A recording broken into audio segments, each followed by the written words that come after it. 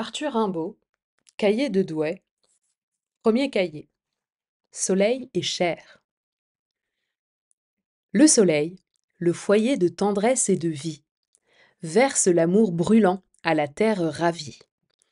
Et, quand on est couché sur la vallée, on sent que la terre est nubile et déborde de sang, que son immense sein, soulevé par une âme, est d'amour comme Dieu, de chair comme la femme, et qu'il renferme, gros de sève et de rayons, le grand fourmillement de tous les embryons. Et tout croît, et tout monte. Ô Vénus, ô déesse, je regrette les temps de l'antique jeunesse, des satyres lascifs, des faunes animaux, Dieu qui mordait d'amour l'écorce des rameaux, et dans les nénuphars baisait la nymphe blonde.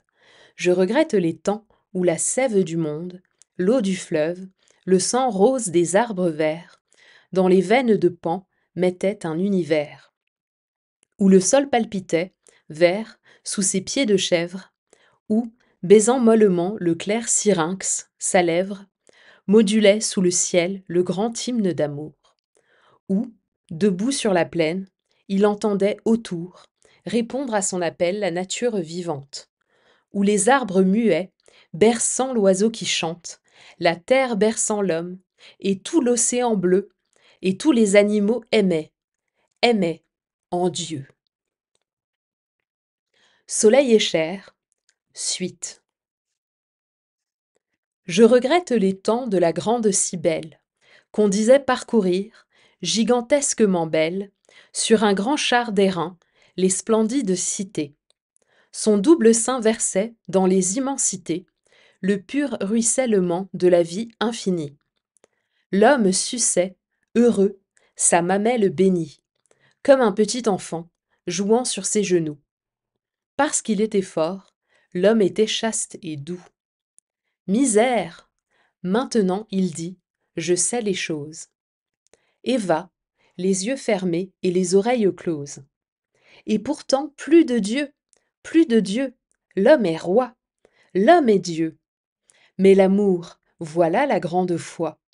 Oh, si l'homme puisait encore à ta mamelle, grande mère des dieux et des hommes, si belle, s'il n'avait pas laissé l'immortelle Astarté, qui jadis, émergeant dans l'immense clarté, des flots bleus, fleurs de chair que la vague parfume, montra son nombril rose où vint neiger l'écume, et fit chanter, déesse aux grands yeux noirs vainqueurs, le rossignol au bois et l'amour dans les cœurs. Partie 2. Je crois en toi, je crois en toi, divine mère, Aphroditê marine. Oh, la route est amère, depuis que l'autre Dieu nous attelle à sa croix. Chair, marbre, fleur, Vénus, c'est en toi que je crois. Oui, l'homme est triste et laid, triste sous le ciel vaste.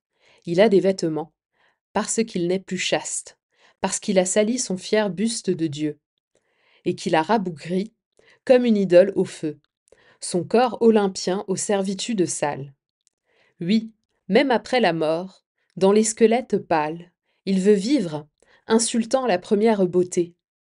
Et l'idole où tu mis tant de virginité, où tu divinisas notre argile, la femme, afin que l'homme pût éclairer sa pauvre âme, et monter lentement, dans un immense amour, de la prison terrestre à la beauté du jour. La femme ne sait plus même être courtisane. C'est une bonne farce, et le monde ricane, au nom doux et sacré de la grande Vénus. Partie 3. Si les temps revenaient, les temps qui sont venus, car l'homme a fini, l'homme a joué tous les rôles. Au grand jour, fatigué de briser des idoles, il ressuscitera, libre de tous ses dieux, et comme il est du ciel, il scrutera les cieux. L'idéal, la pensée invincible, éternelle, tout le Dieu qui vit, sous son argile charnelle, montera, montera, brûlera sous son front. Et quand tu le verras sonder tout l'horizon, contempteur des vieux jougs, libre de toute crainte, tu viendras lui donner la rédemption sainte. Splendide, radieuse, au sein des grandes mers, tu surgiras, jetant sur le vaste univers l'amour infini dans un infini sourire. Le monde vibrera comme une immense lyre, dans le frémissement d'un immense baiser. Le monde a soif d'amour, tu viendras l'apaiser. Partie 4. Ô splendeur de la chair, ô splendeur idéale, ô renouveau d'amour, aurore triomphale, où, courbant à leurs pieds, les dieux et les héros, Callipyge la blanche et le petit Éros, effleureront, couverts de la neige des roses, les femmes et les fleurs, sous leurs beaux pieds écloses. Ô grande Ariadné, qui jette tes sanglots sur la rive, en voyant fuir là-bas, sur les flots, blanche sous le soleil, la voile de Thésée, ô douce vierge enfant qu'une nuit a brisée. Tais-toi, sur son char d'or brodé de noirs raisins, Lysios, promené dans les champs phrygiens, par les tigres lascifs et les panthères rousses. Le long des fleuves bleus rougit les sombres mousses. Zeus, taureau, sur son cou berce comme une enfant. Le corps nu d'Europée, qui jette son bras blanc au cou nerveux du dieu frissonnant dans la vague. Il tourne lentement vers elle son œil vague. Elle laisse traîner sa pâle joue en fleurs. Au front de Zeus, ses yeux sont fermés, elle meurt. Dans un divin baiser, et le flot qui murmure, de son écume d'or fleurit sa chevelure.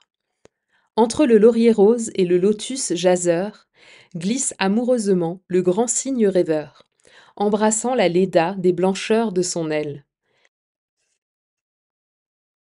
Et tandis que Cypris passe, étrangement belle, et, cambrant les rondeurs splendides de ses reins, étale fièrement l'or de ses larges seins, et son ventre neigeux brodé de mousse noire.